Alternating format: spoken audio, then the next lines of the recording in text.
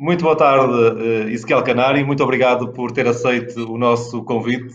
Este é mais um free running especial que nós fazemos com convidados.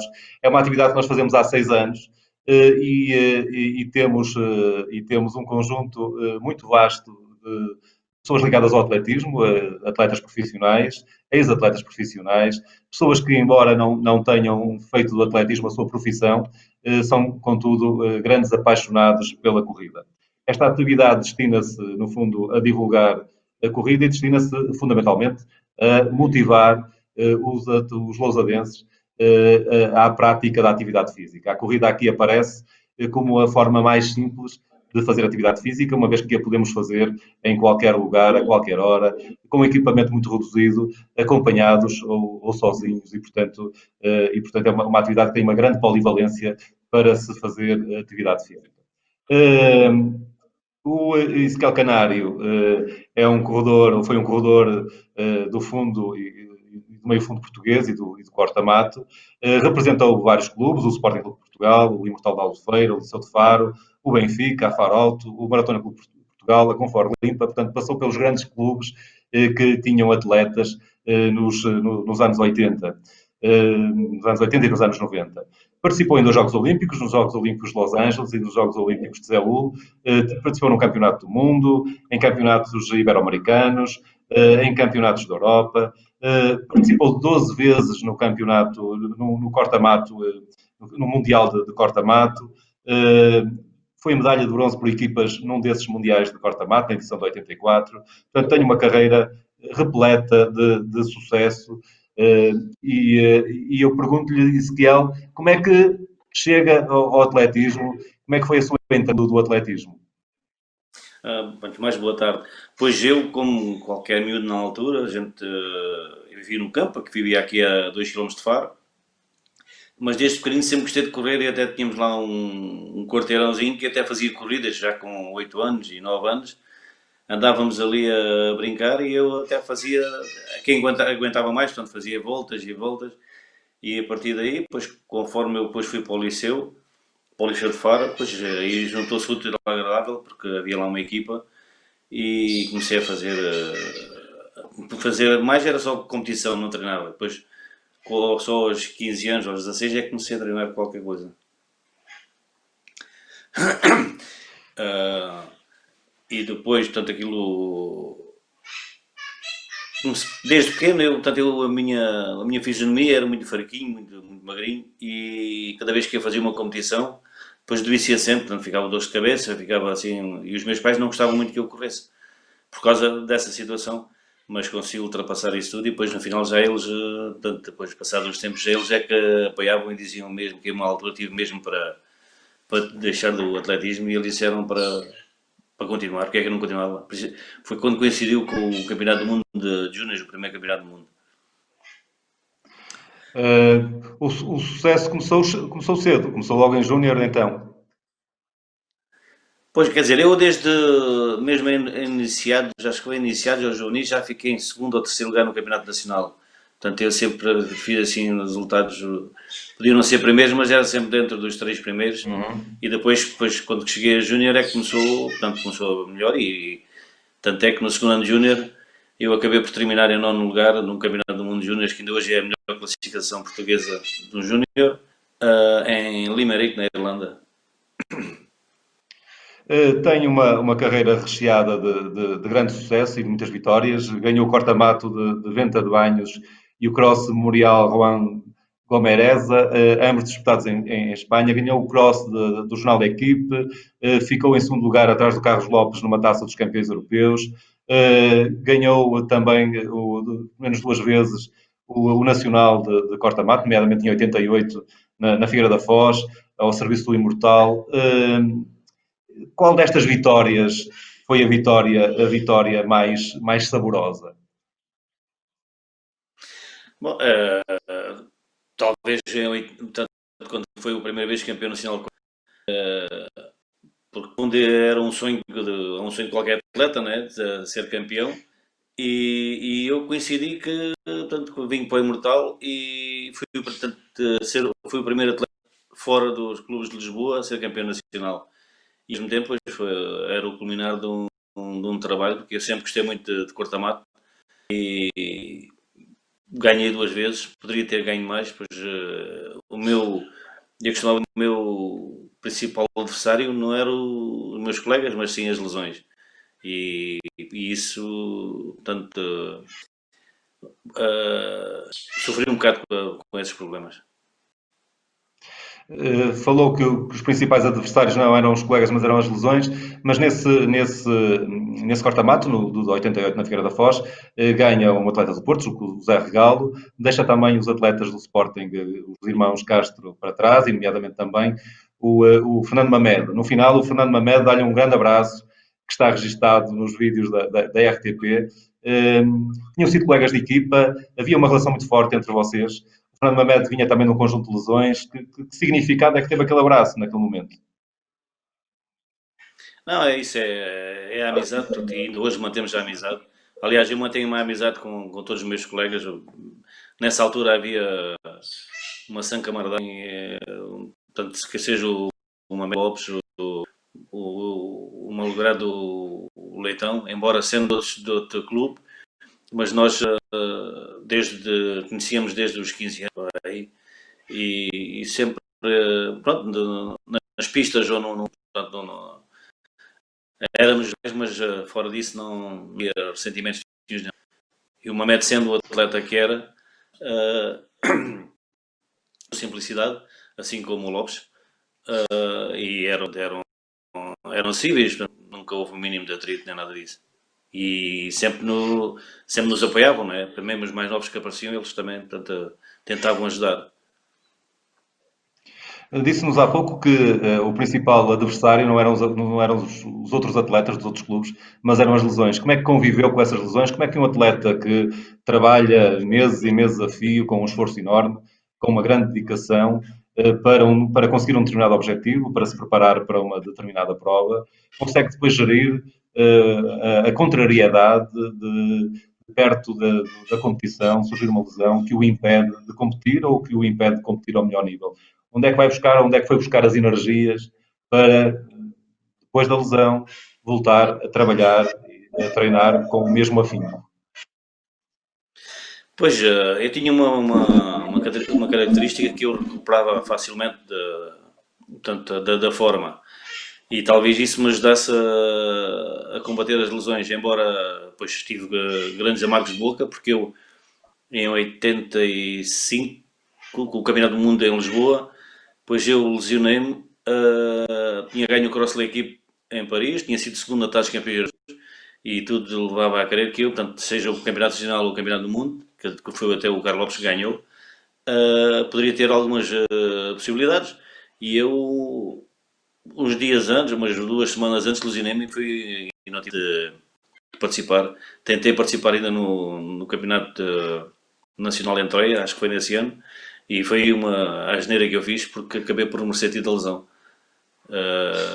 Mas é complexo. Há momentos, como em tudo na vida, há momentos que a gente consegue aguentar melhor e ultrapassar as coisas, e outros, como também tive a primeira presença nos Jogos Olímpicos, pois foi mesmo no limite, eu ter feito os mínimos, porque que eu tive uma lesão no meio, quando foi o Campeonato do Mundo de Nova Iorque,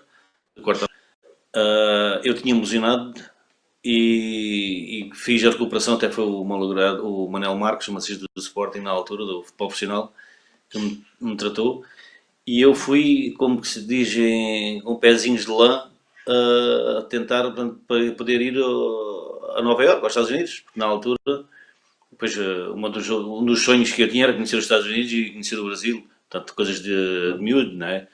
E entretanto eu fui para Nova Iorque, mas não fui a 100%, e no aquecimento muito bem, entretanto no sprint, e sentia a lesão. Acabei por fazer esse fato com uma ruptura num gêmeo, fiquei 62, acho que foi, e nós ficámos em terceiro. Entretanto tive quase 2 meses a recuperar dessa lesão no gêmeo. Até foi uma senhora inglesa que estava na aldeia 16 que me ajudou também a recuperar, e eu acabo de fazer os mínimos em Helsínquia mesmo nos dias dias antes de terminar o prazo. E depois, em 2 meses ou 1 mês e meio, consegui ficar numa forma tal que, portanto, que consegui ir à final dos Jogos Olímpicos e ficar em nono lugar, em Los Angeles. Falou-nos nos Jogos Olímpicos e na importância que teve e no grande objetivo que era chegar aos Jogos Olímpicos e na dificuldade que teve nos mínimos. Teve em Los Angeles, teve em Seul também, mas em Los Angeles foi provavelmente um dos pontos mais altos, uma das projeções internacionais mais altas do atletismo português. Não é? O Carlos Lopes ganha o ouro na maratona, o António Leitão nos 5.000 metros faz o terceiro lugar, faz bronze, e a Rosa Mota também na maratona feminina faz também o terceiro lugar, também com medalha de bronze. Na comitiva portuguesa houve consciência de que se estava a fazer história no atletismo português, que aquele seria um dos maiores marcos e que iria perdurar por muitos anos como um dos maiores marcos do fundo do fundo e do meio fundo português. Como é que se viveu, Sim, como é que se porque viveram estes resultados na comitiva nós, portuguesa?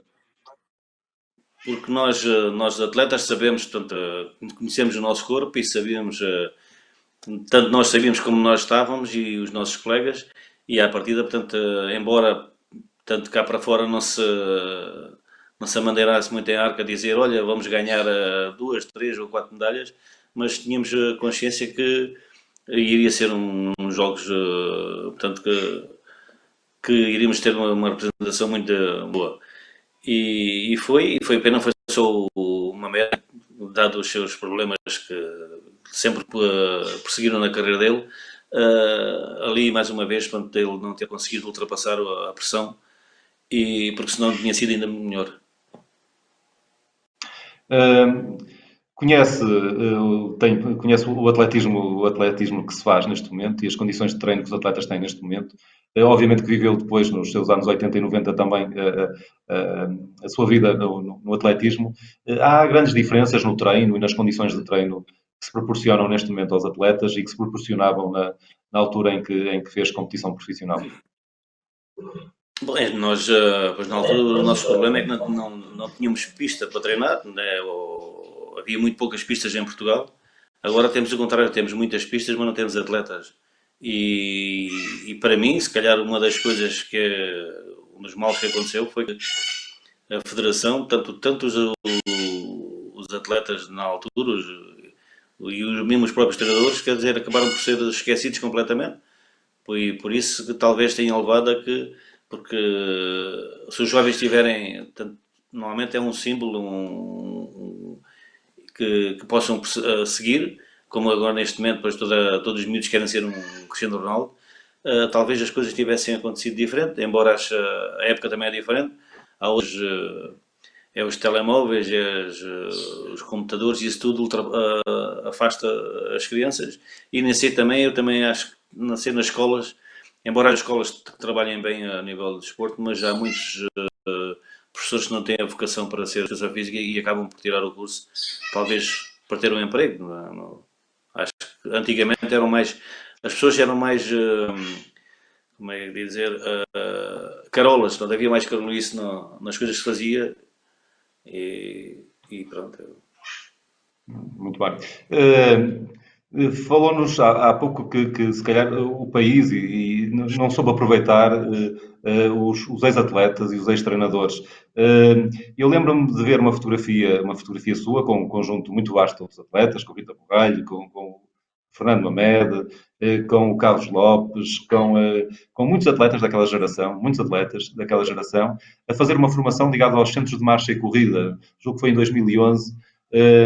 E provavelmente havia a intenção de aproveitar a notoriedade desses grandes atletas, muitos deles medalhados olímpicos, no sentido de lançar o programa de marcha e corrida que existe neste momento. Depois esteve ligado a algum centro de marcha e corrida, ou aquele foi um episódio de formação, mas que não teve consequências no futuro?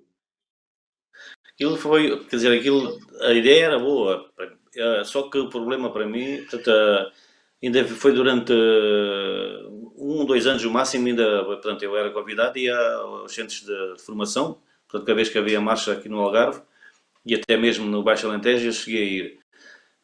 Só que de um momento para o outro, depois aquilo acabou, ou pronto, eu, pelo menos aqui a Ana Dias esteve ligado ao Centro de Formação da Vila Santo António, mas portanto foi assim muito vago e desde essa altura para cá, depois nunca mais, diretamente portanto eu sei que isso passou para a Federação, mas diretamente à Federação nunca mais houve convite nenhum nem nada disso. Qual é neste momento a sua ligação ao atletismo? Mantém-se atento à modalidade, segue os resultados, tem um envolvimento, envolve-se no treino de algum atleta, dá também umas corridas. Qual é a sua relação neste momento com o atletismo? Bom, neste momento eu não posso fazer nada porque eu, ano passado, fui operado de uma hérnia abdominal e como eu tenho um café, acabei por estragar aquilo que me fizeram, por passado um mês e pouco eu já estava a carregar grades e acabei, portanto, estou à espera de voltar a ser operado e o Covid é que depois atrasou isto tudo. Mas não, portanto, eu afastei, acabei, portanto, no fundo acabaram por me obrigar a afastar um pouco, porque, portanto, a federação em si não, acho que, portanto, antigamente trabalhava-se muito melhor, portanto, agora não, as politiquices é assim um bocado, e tanto é que eu posso dar um exemplo quando foi o último Campeonato do Mundo de corta-mato nas Aceteias, a Federação Portuguesa de Atletismo não me convidou para lá estar presente e quem acabou por me convidar foi a Associação de Atletismo de Faro. Nessa altura, portanto, no ano a seguir havia o Campeonato do Mundo aqui em Ponte Umbria, aqui em Espanha, e os espanhóis acabaram por me convidar, até fui, portanto, convidar a mim e mais atletas portugueses na altura, até foi a Rosa Mota também, e não sei se foi o Paulo Guerra, de resto não, os outros acabaram por não participar, e a gente até fizemos uma prova lá simbólica para a ajuda da Unicef, e no final plantámos uma árvore com o nosso nome lá no coisa. É diferente de olhar para os símbolos, não é? Mas voltando aqui, pois eu desde coincidiu de quando o Leitão morreu, portanto foi proposto, portanto fizeram uma proposta do IPDJ, até foi o secretário de Estado na altura, o Alexandre Mestre, que portanto foi aí que se foi implementado, que é o Plano Nacional de Ética do Desporto. E como eu, estamos, tanto está o Mamed, está o Lopes, está o Paulo Guerra, a Albertina Dias, a Aurora Cunha, está muita gente ligada a isso, que é portanto, um bocado de ética no desporto, e é isso portanto, que é a minha ligação não é ao atletismo só, mas portanto, ao desporto em geral. Como é que se deu? Houve uma preparação específica?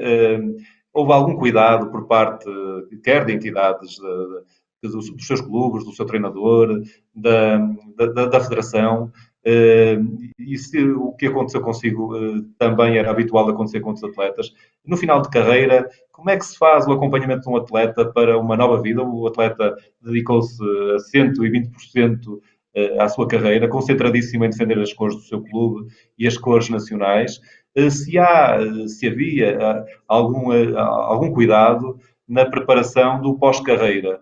E como é que isso foi na sua vida? Se depois de acabar a carreira no atletismo, que foi certamente uma carreira muito intensa, se aquilo que se seguiu foi algo que já estava planeado, ou se de um momento para o outro teve a necessidade de inventar qualquer coisa para fazer e para sobreviver. Não, eu acabei a carreira com 36 anos, já tinha sido operado aos tendões daqueles e, portanto, e estava tudo bem e nunca mais tive problemas com o tendão, só que chega uma altura também ali começa a faltar a tal espírito de sacrifício. Eu tentei e portanto, tentava e já não tinha assim muita vontade para, ou melhor, gostava-me, muitas das vezes uma pessoa tentava e as coisas já não se iam também. E entretanto, aconteceu que portanto, eu comprei um café aqui em Faro e calhou que a empregada, portanto, que na altura depois que ela tinha aqui de férias e eu fiquei lá durante 15 dias. E depois quando tentei voltar, cada vez que eu começava a correr, os gêmeos doíam muito, portanto, até parecia que tinha rupturas e isso. E pronto, e acabei por sair assim naturalmente, uma coisa sem grandes. Embora cada vez que eu vou a uma pista, vou ver uma competição, não sei o quê, depois uma pessoa sente saudades daquilo. Agora, a nível de apoios ou de qualquer coisa ligada à federação, pois isso Zero, zero, zero. O que é que gostava ainda de fazer no atletismo? Obviamente que não será de fazer nenhuma marca nem vencer nenhuma corrida, mas o que é que gostava ainda de deixar no atletismo? Ainda é um jovem, tem 60 anos, portanto ainda, ainda pode deixar e contribuir muito para o atletismo. O que é que gostava de deixar ainda no atletismo em Portugal? Pois, depois, sei lá, nós até podia fazer como a gente fazia na altura que corríamos, portanto, dar nossos exemplos aos jovens, portanto, os que estão a aparecer e, portanto, mesmo até as promessas, portanto, com melhores condições, e uma pessoa tentar, portanto, nem que seja teoricamente, tentar dar o seu apoio. Mas isso é complicado, portanto, em relação à minha vida profissional, pois também não posso afastar assim muito, porque só estamos duas pessoas lá a trabalhar, se eu me ausente, tenho que pôr alguém no lugar. E houve uma altura que, e daqui mesmo, o local pensaram para eu tomar conta num grupo, e só que eu disse, pá, mas eu não tenho tempo para isso. E mesmo agora também há um zum aqui, em relação aqui a Faro, de quererem portanto, voltar a ter atletismo, mas oficialmente não. Ano passado falaram, mas acabou por não sair para a frente. Mas também é complicado eu estar-me a envolver numa coisa e depois não ter assim muito tempo, ou então deixo qualquer coisa para trás, não é? E a parte profissional, depois eu Claro. não posso abandonar, senão depois onde é que se vai buscar a comida, não é? Obviamente. Ezequiel, muito obrigado por esta contribuição. O nosso registro habitual é um registro presencial. A esmagadora maioria dos convidados que tivemos foram aqui nesta sala do Free Running. Eh, Devido à pandemia, tivemos que alterar este registro e transformar este registro para um formato online. Neste formato online já tivemos a Rita Borralho, já tivemos a Susana Feitor, já tivemos outros atletas que também contribuíram para este freerunning. Portanto, agradeço muito esta contribuição. Neste momento, nós tínhamos público presente e o público dava-lhe uma salva de palmas e eu convidava-o a colocar o seu quadro com o póster desta atividade aqui na nossa parede e ficaria aqui acompanhado por muitas figuras que conhece. Atrás de mim, precisamente, está o Fernando Mamed, e, portanto, está o Rui Silva também, que também esteve neste registro online. Vai ficar com certeza, vamos colocar o seu quadro, e vai com certeza ficar aqui acompanhado de muitos amigos e de muitas pessoas que também fazem parte da sua vida. Neste momento também entregávamos-lhe uma pequena oferta. Não podemos fazer também presencialmente, mas vamos fazê-lo oportunamente também. Mais uma vez, muito obrigado pela participação. Obrigado e obrigado por terem lembrado de mim, e quando quiserem estou disponível para qualquer situação.